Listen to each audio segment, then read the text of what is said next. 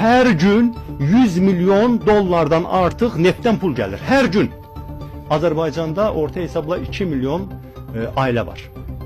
Hər ailəyə 50 dollar gündəlik heç bir iş görmədən yalnız neftdən pul gəlir. Hər ailə 50 dollarını alsa, heç bir iş görmədən necə yaşır bu ölkədə?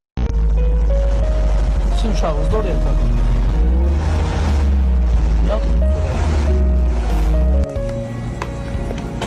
Selamun aleyküm. Nədənsən? Adı nədir onun?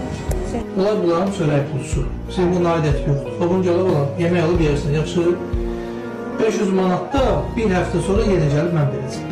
Yaxşı. Yaxşı. Sən sözümü mən inandım, bir həftəni gözləyirəm. Narahat olma. Yox, vermiş isə verəcək. Hər birdən ki, mən nə deyirəm? Sənin də gəlirin yəqin bir dənə sırf bura olub ki, belə eləmsən. Dəstəmiz pensioner adamam da, Bildim. yaşlı adamam mən. Neyəsən? Mən ömrəmi götürüb əlaqə saxlayacağım səndən. Nə vaxt bunların çətinliyi oldu, mən gələcəm. Yaxşı? Yaxşı. Yaxşı oldu.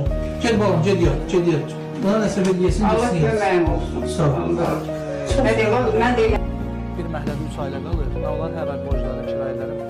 Salam aleykum. Əziyyət, yaxşısan.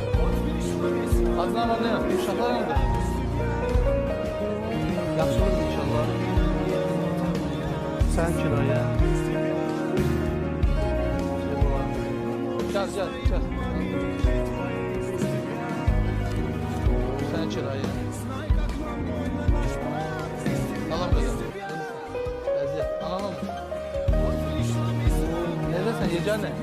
Əziyyət. Sırası. Hamısına eyni.